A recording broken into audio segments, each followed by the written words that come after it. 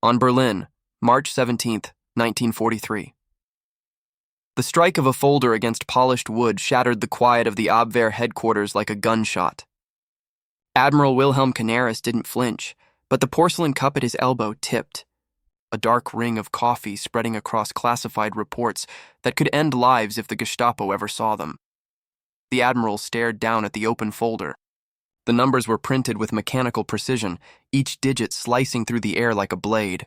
1 bomber per hour. That line alone seemed to hum in the room, louder than the ticking clock. A statement so absurd that his first instinct was to laugh. But he didn't, because the hands holding the paper were trembling.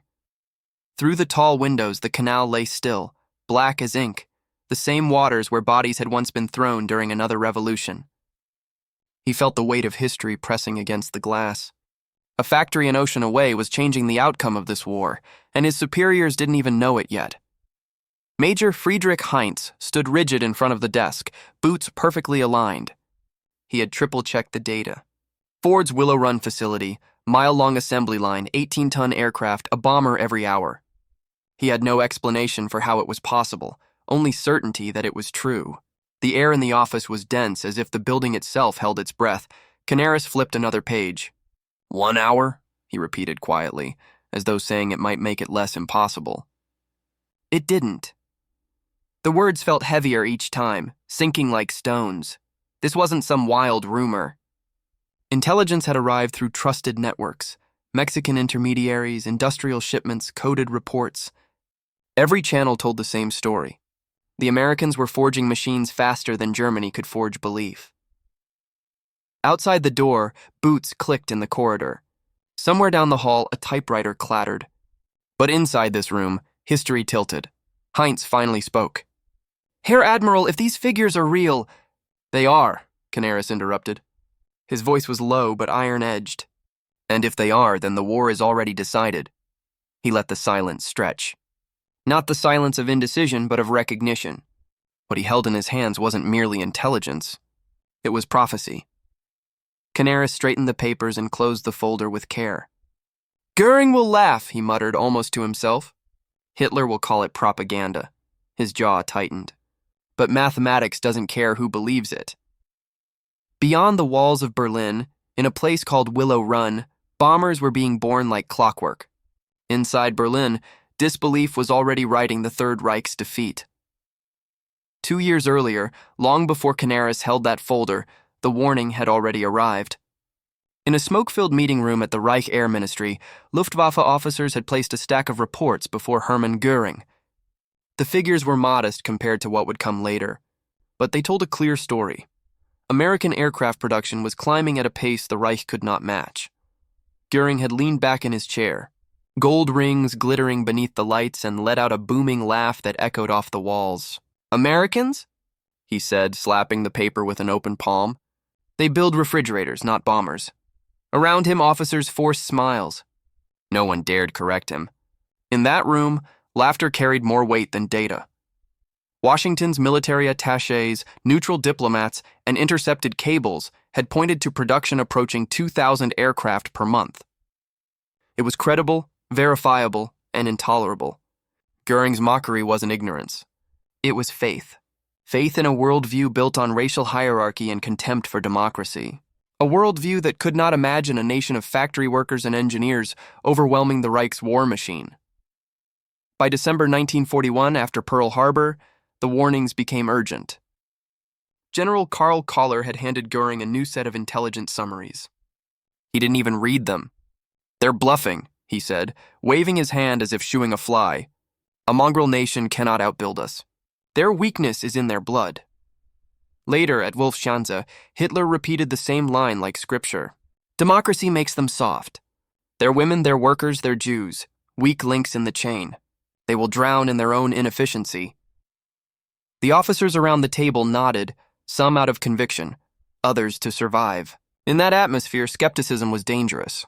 Doubt was defeatism, and defeatism carried a rope. No one dared ask the obvious question: what if the numbers were true? The Reich built its confidence not on mathematics but on myth. It trusted ideology more than evidence, speeches more than calculations. In that trust lay the seed of disaster, The reports kept coming, quiet, persistent, undeniable. But each warning was buried beneath the laughter of powerful men who believed their enemies were incapable of greatness. History would prove them wrong. Mexico City, February 1943.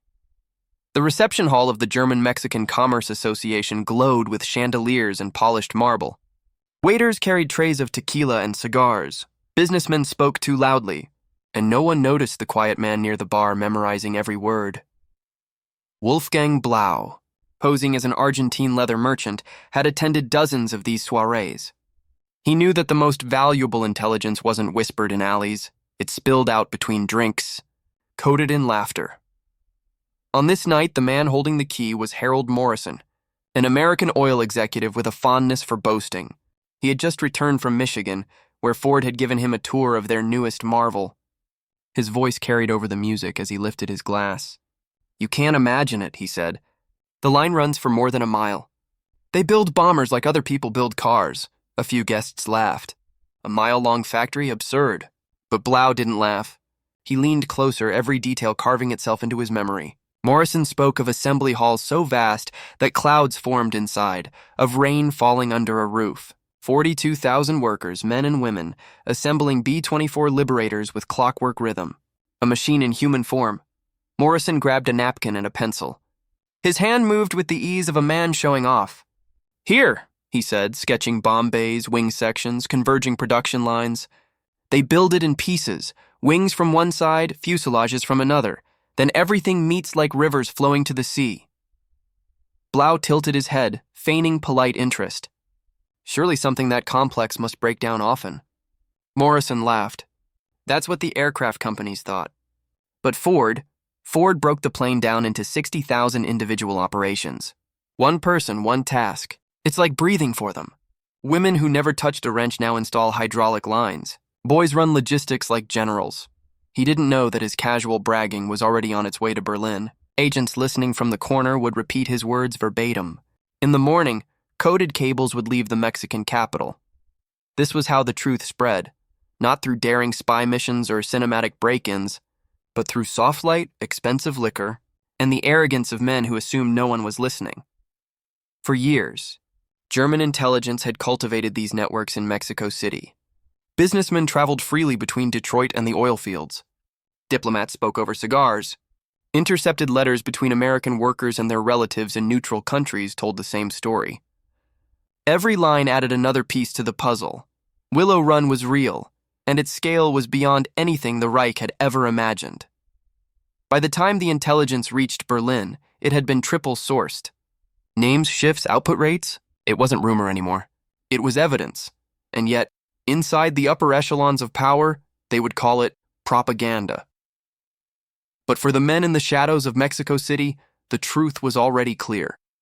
The Americans weren't just building bombers. They were building the weapon that would decide the war. The truth behind the numbers began not in secret meetings, but in the mind of a single man. Charles Sorensen, Ford's production chief, wasn't a general or a politician. He was a builder, a man who believed that machines, not speeches, would shape the future. When war came, Sorensen looked at the B-24 Liberator and didn't see a bomber. He saw an assembly problem waiting to be solved. In 1940, aircraft were still crafted like fine watches, slow, delicate, dependent on specialists. Sorensen changed that. He stood in a hotel room in San Diego one night, staring at a blank sheet of paper. By morning, he had sketched the blueprint for Willow Run. One moving line, fixed workers, endless flow. Bombers built the way Model Ts once rolled off the line. German intelligence later pieced this story together through intercepted reports, diplomatic receptions, and industrial espionage. In March 1943, Spanish military attaché José Ungría had met Sorensen at a formal gathering in Washington. Sorensen, proud and unguarded, spoke freely to what he believed was a neutral audience. "When we saw how Consolidated built planes," Sorensen said, "they were making them under the sun, each one different from the last. That's not production, that's craft. I don't build art, I build machines." His voice had carried the weight of certainty. He described a mile-long plant where wings and fuselages would converge like arteries into a heart. "We'll build bombers the way we build cars," he said. Precision by repetition. The attaché pressed him gently, pretending to admire the efficiency. Sorensen didn't hesitate. He spoke of apprentice schools training 8,000 workers each week, of women excelling at delicate assembly, of teenagers managing supply flows. Democracy, he said, means using everyone.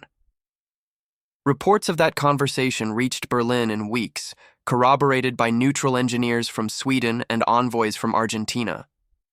Every technical detail matched what was heard elsewhere: 42,000 workers, 40 aircraft daily, subassemblies arriving from multiple directions, each meeting at precise coordinates on the production line.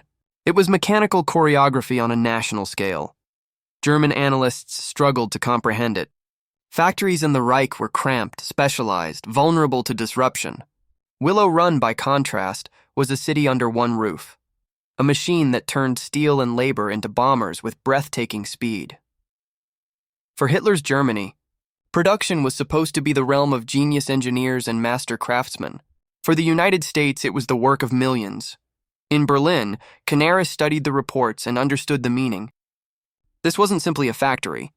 It was the embodiment of industrial warfare, a place where ideology was irrelevant and only math mattered. At Willow Run, every hour, a bomber emerged into the daylight. In Germany, disbelief grew louder than the truth. By the spring of 1943, German intelligence no longer had fragments. It had proof. 17 independent sources, each from a different corner of the world, told the same story. Ford's Willow Run was not a myth, not propaganda, but a machine whose scale defied logic.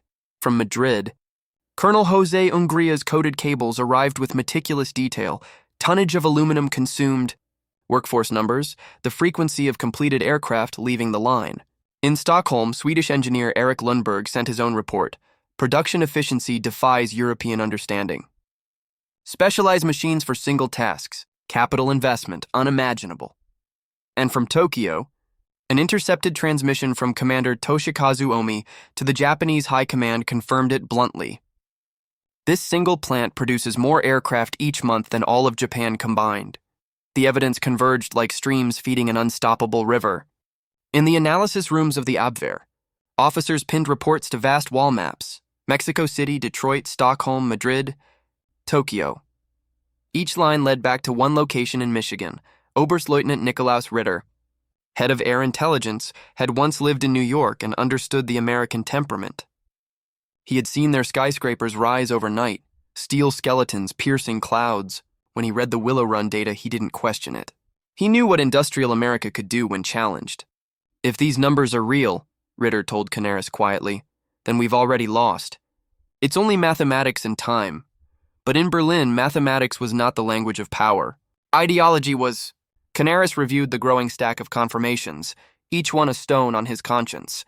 The data was precise, the sources independent, the timing consistent. Yet he knew how Goring would react. With laughter. With denial.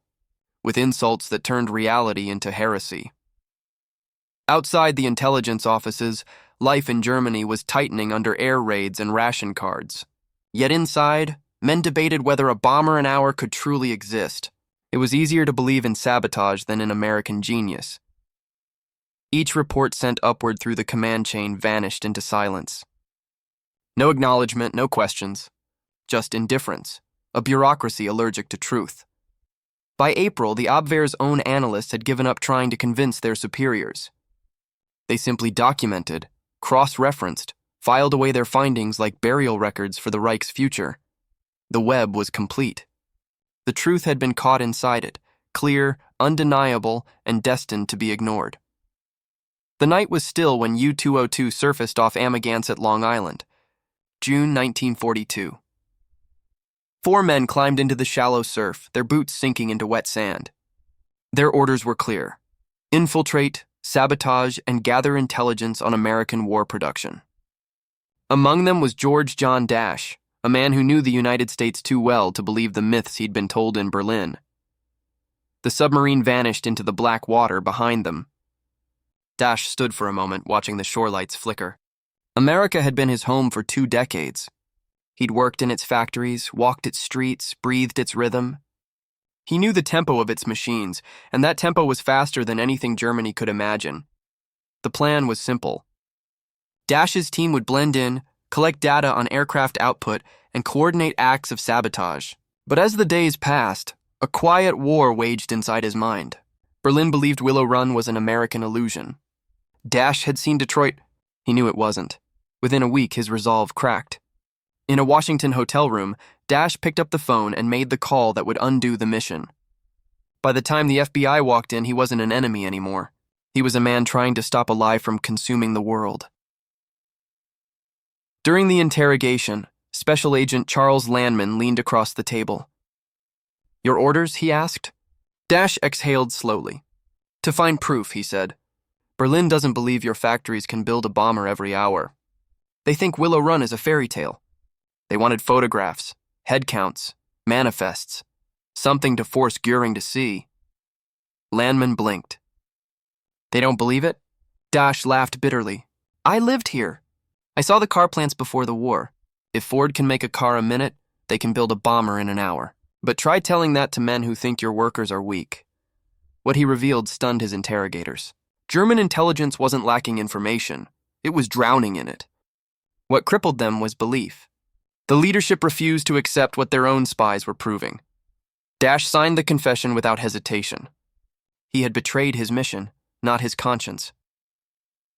As he was led away, he thought of the men in Berlin who still mocked the reports, who still clung to their racial certainties. They would never believe him. They didn't need to. The bombers would prove it for him soon enough. April 20th, 1943, Hitler's birthday. At Karen Hall, Hermann Göring's private hunting estate, the air was thick with cigar smoke and self-congratulation. In the center of a grand oak table lay not trophies or feasts, but documents, photographs, and intelligence reports. The truth, arranged like evidence before a court. Admiral Wilhelm Canaris stood at the head of the table. He had rehearsed this moment in silence, knowing how it would unfold. To one side, Goring leaned back in a chair carved with imperial eagles, heavier than ever, his arrogance swelling with him. Around them gathered generals, aides, and men accustomed to applause, not mathematics. Canaris opened the folder and began methodically. 17 independent sources, he said evenly. Sweden, Spain, Mexico, Japan, each confirms the same production rate. Ford's Willow Run is producing one B-24 bomber every hour. This has been consistent since January. He laid down photographs, an endless assembly line stretching toward vanishing points.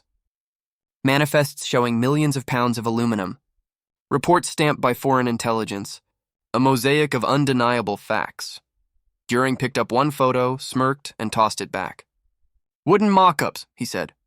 "Clever propaganda. Americans build sausages, not bombers." Canaris kept his tone level. 650 aircraft per month. At a single plant. If this data is correct, if, Goring snapped, being the important word. He reached for another document, pretending to read. "Canaris, you let your agents be fooled. The Americans want us to fear them. A fairy tale with rivets." Hitler entered moments later, flanked by generals and Goebbels. His presence thickened the room like a storm front. Canaris repeated his presentation with military precision. Every number, every corroboration. When he finished, silence hung between them like a drawn blade. Hitler tilted his head, eyes narrowing. "Admiral, are you seriously suggesting that a mongrel nation of workers, women, and Jews builds bombers like toys?" "I'm stating," Canaris answered carefully, "that their production is real. And if we don't adapt, enough." Hitler's voice was sharp, final. "They can mass-produce washing machines, not precision aircraft. We prepared for war in 6 years. They claim to do this in 16 months. It's impossible." One of the generals cautiously raised the possibility of even partial accuracy. Hitler cut him off. "Even a quarter of these figures are lies." The moment stretched. Canaris understood it was over. Not the argument, but the war itself. If the truth could not be spoken in this room, it could not be acted upon anywhere. Goring laughed again, the sound hollow against the walls. "Canaris, you've been reading too many American fairy tales." Canaris gathered his papers slowly, almost reverently, as though packing away a verdict. Outside, Spring light flickered through the pines of Caron Hall. Inside, men in uniforms had chosen denial over arithmetic. The bombers were already being built. The future was already decided. But power, wrapped in ideology, refused to look. After Caron Hall, the truth kept arriving like clockwork. Aerial photographs, smuggled through Spain, showed the Willow Run complex from above, an ocean of steel and concrete, rail lines branching like veins, and rows of freshly completed bombers parked at the airfield. Analysts counted 47 aircraft ready for delivery in a single frame. Photo interpreters measured the spacing on the line, the size of parking lots, the volume of incoming freight cars. Every calculation confirmed what Goring had mocked. The Americans weren't boasting, they were building. The reports landed on Albert Speer's desk, and unlike many of his peers, he understood what they meant. He didn't laugh. He didn't argue. He simply stared at the numbers. In his private notes, he wrote, "If Willow Run's figures are even half true, then we face annihilation, not defeat." Speer had spent years studying production curves. He knew how much time, steel, labor, and energy it took to build a single aircraft in Germany. To match Willow Run, the Reich would have needed an entire second nation. That nation did not exist. Intelligence officers tried again to elevate their findings, but the leadership no longer cared. Truth had lost to ideology. In a system where contradiction meant death, silence became safer than accuracy. Canaris and his deputy Hans Oster even acquired short film footage, 5 minutes of the assembly line in motion, shot covertly and smuggled through Switzerland. Conveyor belts. Workers swarming like synchronized gears.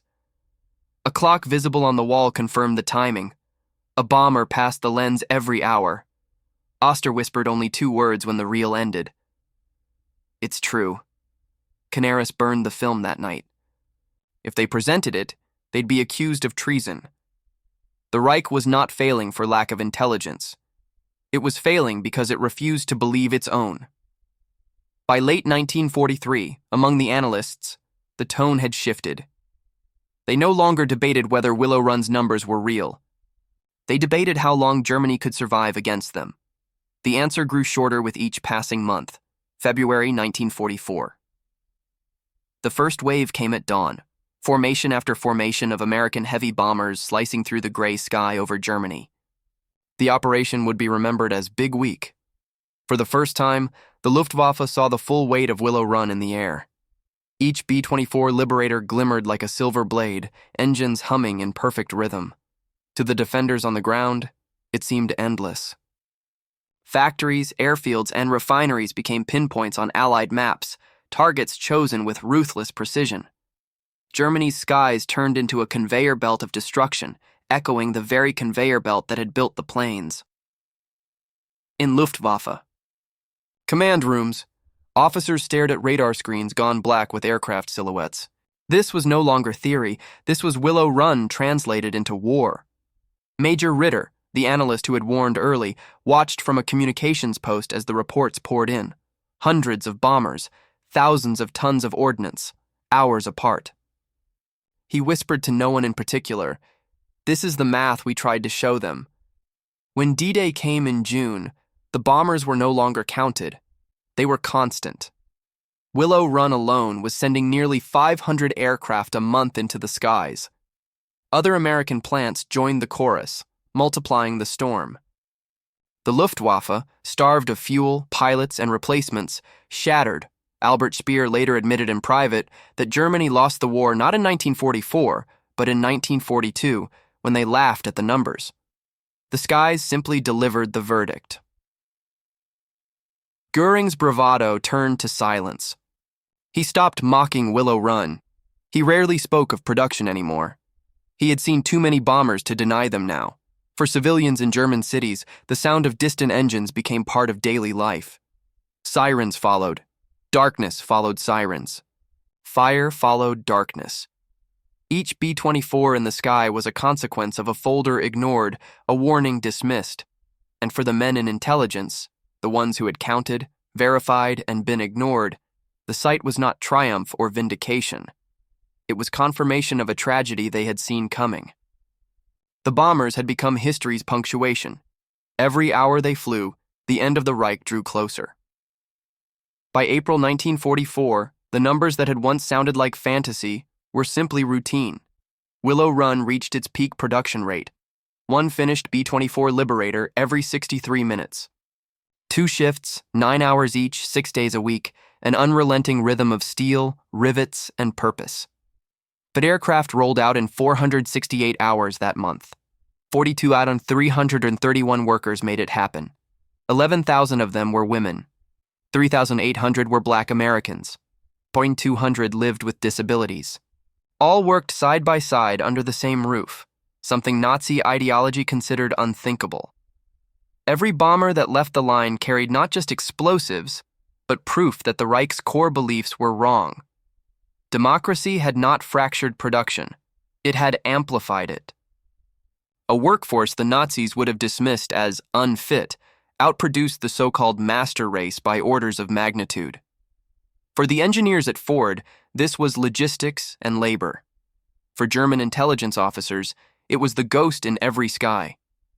Their reports had described this scale in detail 2 years earlier. Leadership had turned away. The plant itself was a marvel of human coordination, a mile-long assembly line where fuselages and wings met with clockwork precision. It was a city, disguised as a factory, devouring raw materials and exhaling bombers into the sky. Outside, fleets of finished aircraft filled the adjacent airfield, row after perfect row. Trains and trucks carried materials in, aircraft flew out. The machine never slept. What Germany had dismissed as impossible had become a daily schedule. Willow Run didn't just produce planes, it produced inevitability. In the end, it wasn't that Germany didn't know. It was that those who held power chose not to believe. The numbers were delivered in black and white. The reports were clear. The photographs were undeniable. Yet at every turn, the truth was bent, buried, or mocked. Because of that refusal, Germany built its war strategy on illusions. Fighter production lagged while resources bled into miracle projects. Defensive planning imagined hundreds of bombers, not thousands. Diplomacy stalled because defeat was never accepted as certain, even when the math said otherwise. By the time the bombers filled the skies, it was too late to correct course.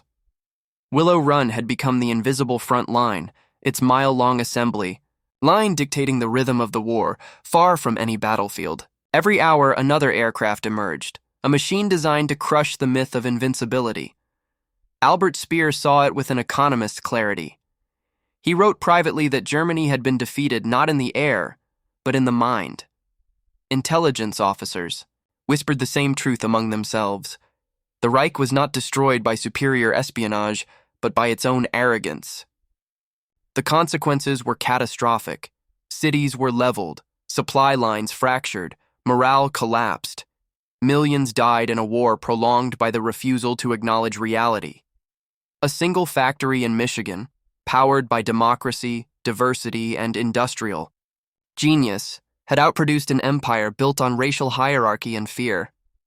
After the war, the surviving German intelligence officers spoke with bitter precision. They had collected the truth early. They had counted every bomber before it was ever built. But their warnings were treated as weakness, their accuracy as betrayal. Germany, one officer wrote, did not die from lack of intelligence. It died from lack of wisdom. That is the enduring lesson of Willow Run. Truth does not bend to ideology. Arithmetic does not care for pride. Nations that ignore what they know will be crushed by what they refuse to believe. Willow Run built 8,685 bombers. But what it truly produced was proof that belief does not change reality. Only action does. And the cost of denial can be measured not in numbers, but in lives.